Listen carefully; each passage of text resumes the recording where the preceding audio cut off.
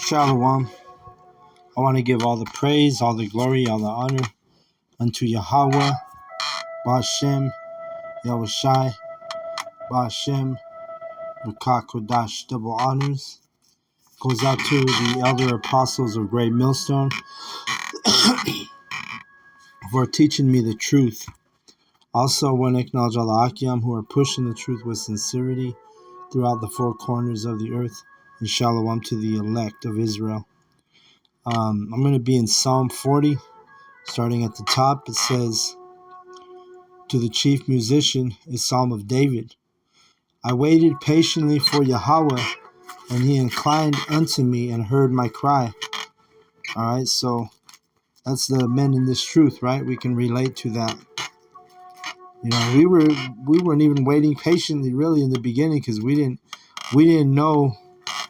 You know, we didn't know what we were going to be doing in these days. You know, we didn't know we were going to be prophesying. You know, we were waiting. We suffered. We knew that we wanted to learn and you know, seek the truth.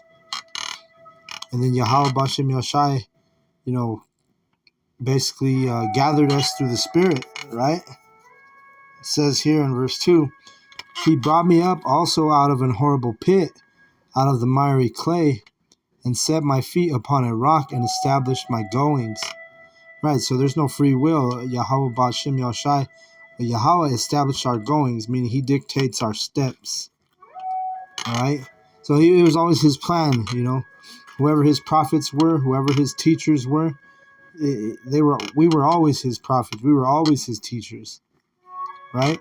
Verse 3, and he hath put a new song in my mouth, even praise unto our power. Many shall see it and fear, and shall trust in Yahweh. Right, and who are the ones who fear Yahweh? Starts out with the Lord's prophets. And then the new song that he put in our mouth is the understanding of this truth, right? Because we had before we were Romans 10 and 2, we had that zeal and that passion for the truth and the knowledge.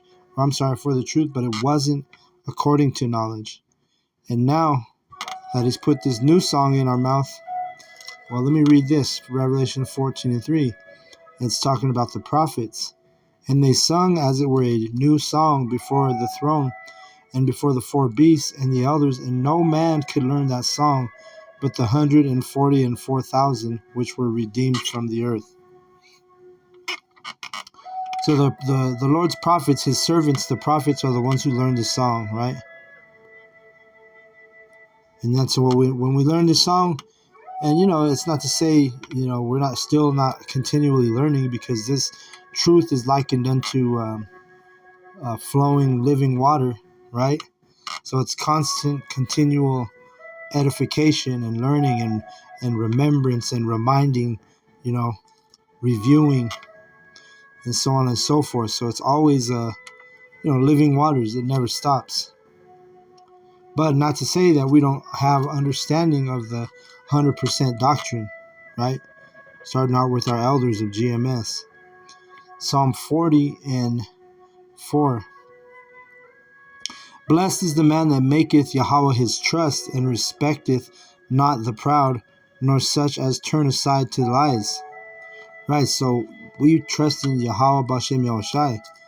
We don't respect the proud. And you know, a lot of these people, they'll kiss the proud's ass.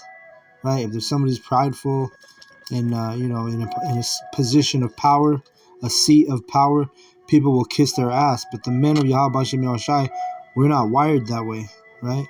We don't respect the proud. We could give a shit. We could give two shits about the proud, right?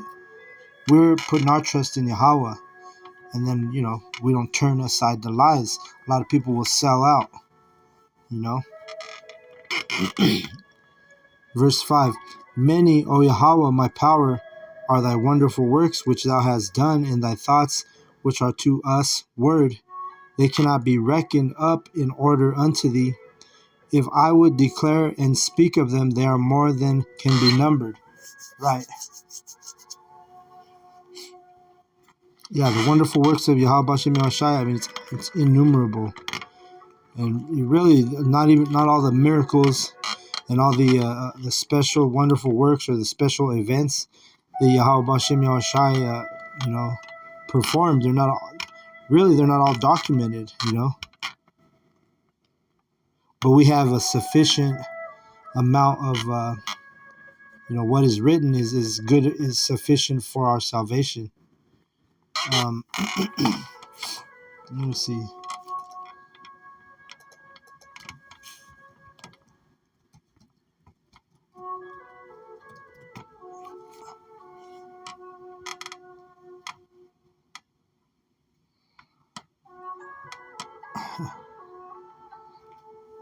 Let me grab this.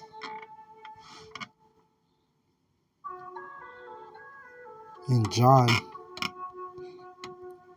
20 and 30, it tells you.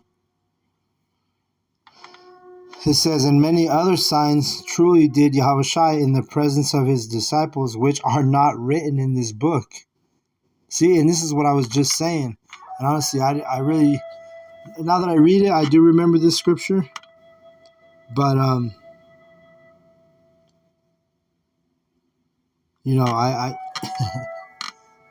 I didn't know this. That was the Spirit that brought this verse out.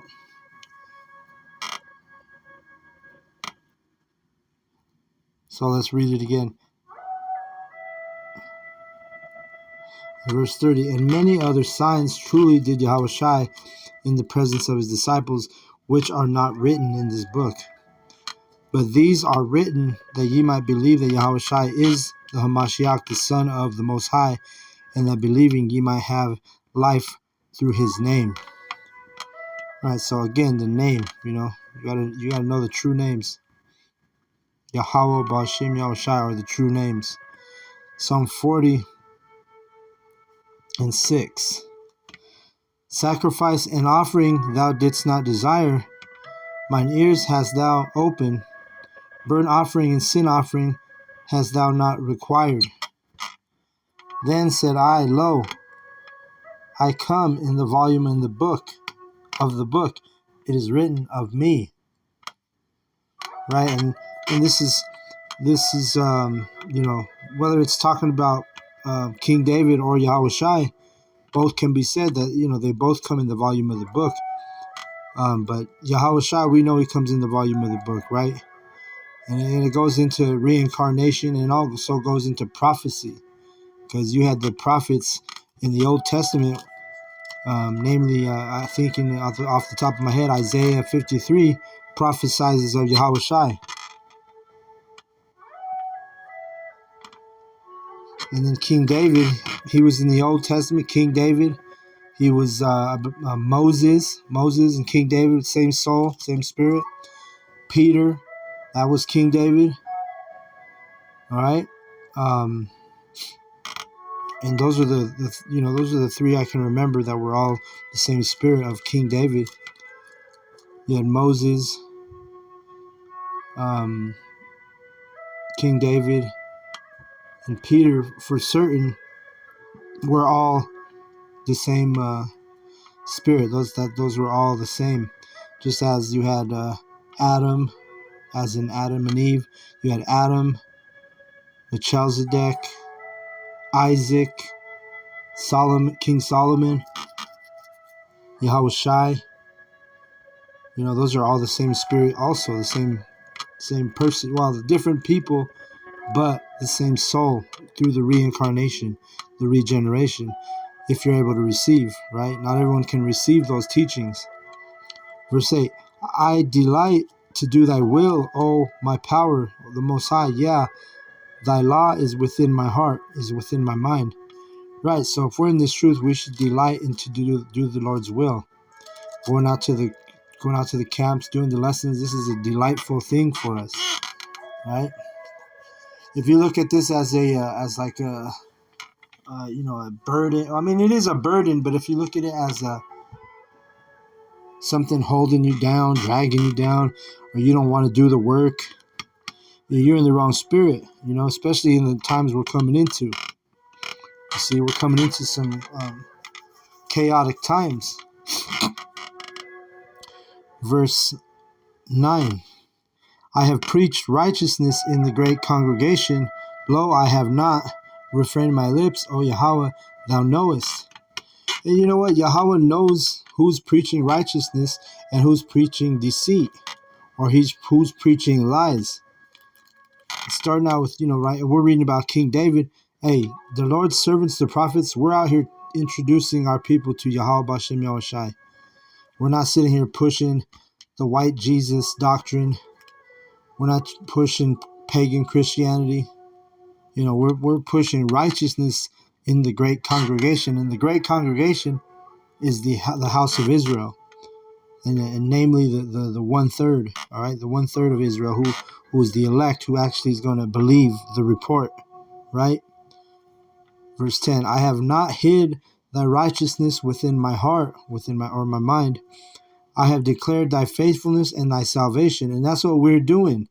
The Lord's servants, the prophets, we're out here declaring, that you got to have faithfulness. You have to be faithful in Yahweh Bashem Yahushai, and we're declaring the salvation. The Christians, the pagan Christians, they'll just tell you they're already saved without understanding what salvation is. All right? Because we know in this truth, physically, nobody's saved yet. Right? Nobody's been saved from World War III, from nuclear war. All right? That's what salvation has to do with.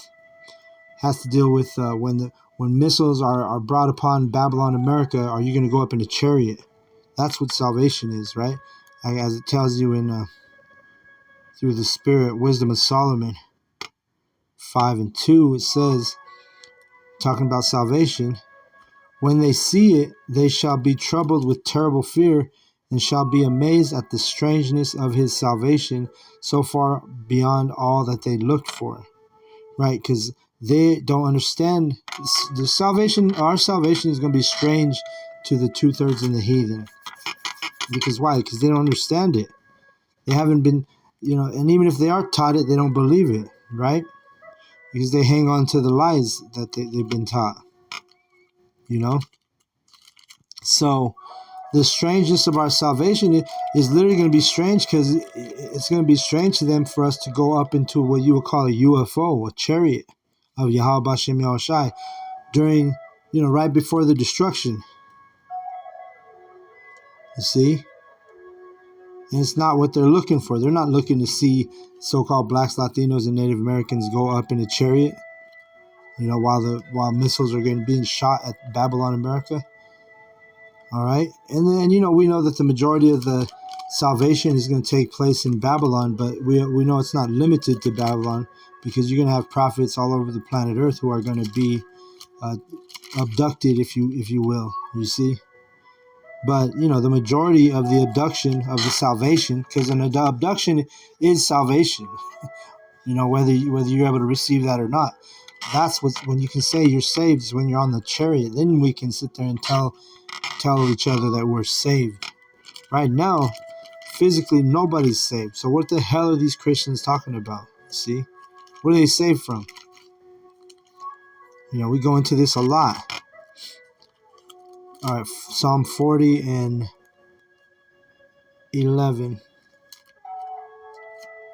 Oh wait, I was still at a little bit more on 10. I have not concealed thy loving kindness and thy truth from the great congregation.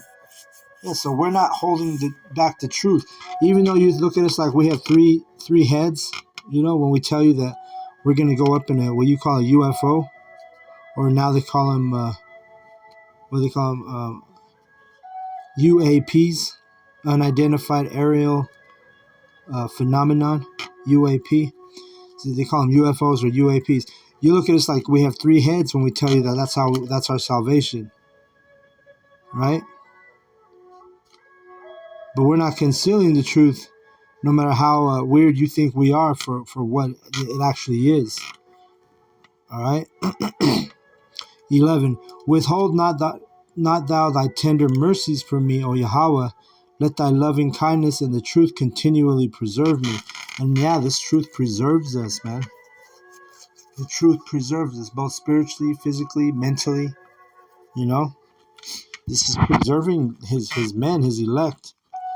It always starts out with the prophets, but that's what this truth does. It preserves us, Whether it's in physically, he's preserving you, or, definitely spiritually and mentally, we're preserved. right? Let me get that definition for preserved real quick.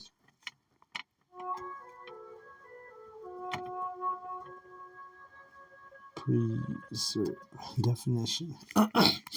It says, to maintain something in its original or existing state. To conserve, protect, maintain, care for, look after. You see that? So that's what it is. Yahweh's caring for us, looking after us because of this truth, because of this knowledge.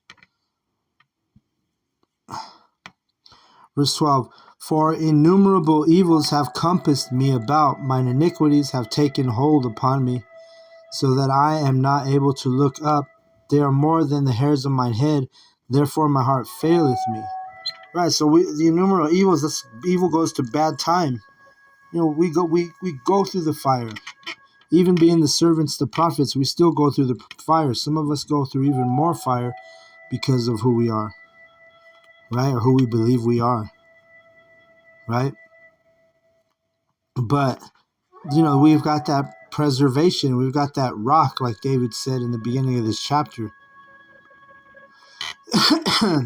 Yahweh has set our feet upon a rock, which that rock is Yahweh Shai. You see? Innumerable evils have compassed us. Right? You know, we go through the fire. We go through a multitude of trials and tribulations, but yet we're preserved through all of it. You know?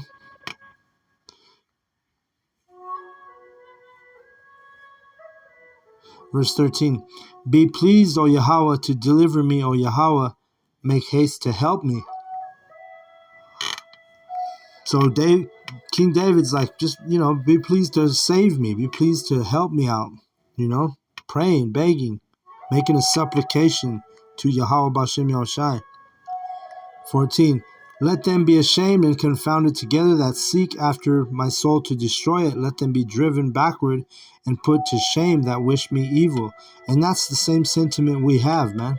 When people come against us in this truth, or you come against somebody who mocks this truth, you know, you walk away. You might even put a curse on them and shit, you know? Because really the only people that matter are the elect, right? The 2/3 don't matter. The heathen definitely don't matter. You know, but the 2/3, I mean, and sometimes it's your family that's the 2/3. You know, everything will be revealed when the time is to be, you know, when it's time to be revealed. But, you know, we have a good idea through faith, you know, who's the 1/3 and who's the 2/3. And, you know, obviously we know the heathen. But yeah, we want these people that come against this truth, to come against this knowledge. We want them to be ashamed. We don't sit here and pray for the wicked like these pagan Christians. We don't sit here and pray for a rebellious house. You know, when you understand this truth, you understand that, hey, no, fuck them. You know, Ezekiel said it, and so did Yahweh Shai said it. They both said, I pray not for these people.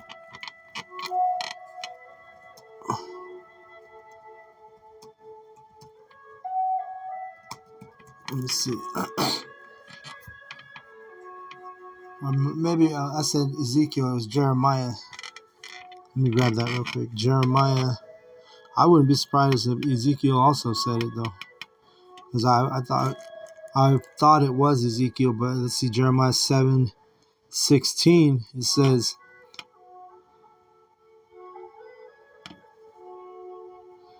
and he's talking about the Israelites right here, right? Jeremiah 7, I'll start at 15.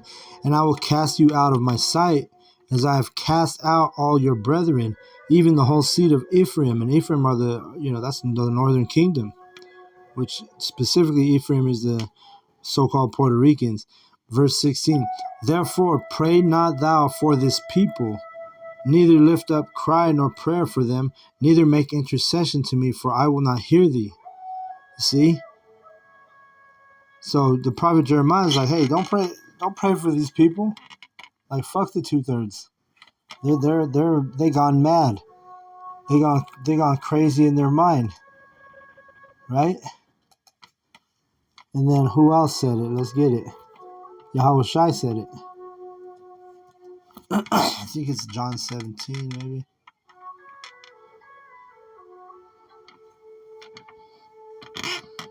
Let's see. Yeah, it's John 17,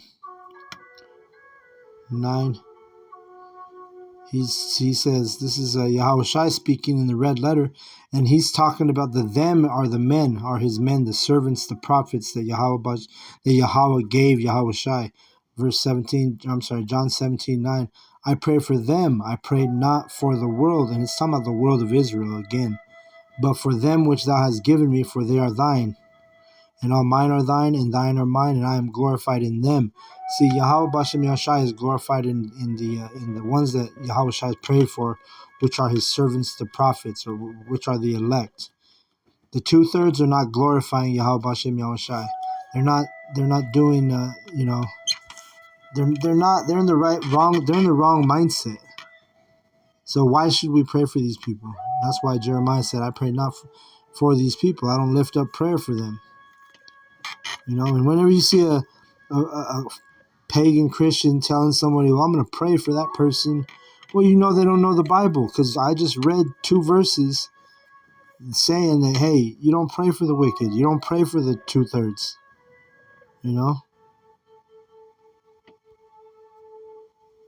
It's okay to hate the enemy.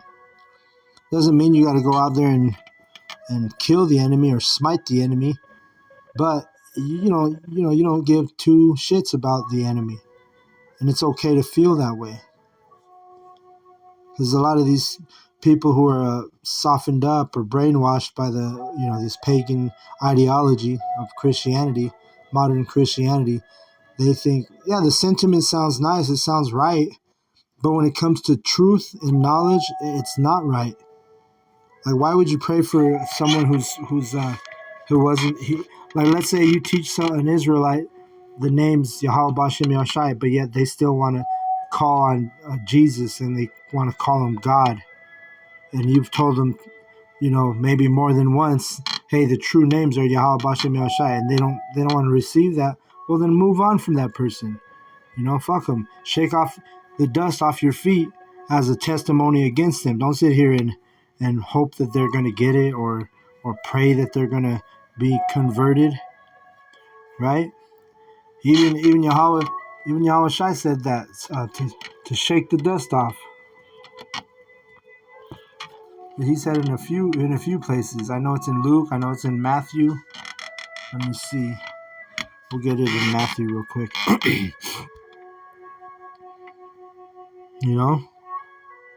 Matthew 10 and 14. It says, and whosoever, this is Yahweh Shai speaking, and whosoever shall not receive you nor hear your words, when ye depart out of that house or city, shake off the dust of your feet. You see? Let me get the other one where it says, as a testimony against them. Let's see. I think that's in Luke. Okay, it's in Mark. Probably in Luke also, though. Mark. Oh, yeah, it is. It's in Mark and Luke. We'll do the one in Mark. Mark 6:11. And it's Yahweh Shai speaking. And whosoever shall not receive you nor hear you, when ye depart thence, shake off the dust under your feet for a testimony against them. All right? And that's the point. I'm going to get the account in Luke, because all the apostles said it. Or the disciples all said it. Well, it was actually Yahweh Shai saying it, because it's in the red letter. But this was their account. Each of the disciples. This was Luke 9 and 5. He said the same thing. And whosoever will not receive you, when you go out of that city, shake off the very dust from your feet for a testimony against them. Right? So if you're dropping gems, you're teaching them knowledge and wisdom, and they're still sitting there, trying to hang on to pagan Christianity, hey, it's time to move on. Don't pray for them. Shake your dust off your feet as a testimony against them. Move on from them. All right? That's the proper thing to do. Not go home and pray and hope that they're going to get it, or hope that, once you tell somebody something like as profound as the names of Yahweh Hashem Yahushai, and they can't receive it, don't waste your time. Don't waste your energy. Don't waste your breath. Psalm 40 and 15. It says, "Let them be desolate for a reward of their shame that say unto me, aha, aha." Right. So those people, fuck them. Let them be desolate. Yahweh Bashem Yashai going to make them desolate. All right? Just like he's going to make Babylon America desolate. Let them be a part of that desolate land and that desolate spirit that they have. We can only do so much, man. It tells you in Isaiah 53 and 1, "Who hath believed our report, and to whom is the arm of Yahweh revealed?" Which the arm of Yahweh is Yahweh Shai. So who's going to believe our report about Yahweh Shai? Who's going to be revealed? Who is Yahweh Shai going to be revealed to? It's only going to be the elect. That's why Yahweh Shai said with his own mouth, look, if they don't receive this truth, if they don't receive this knowledge, if they don't receive the true names, shake the dust off. That's a testimony against them.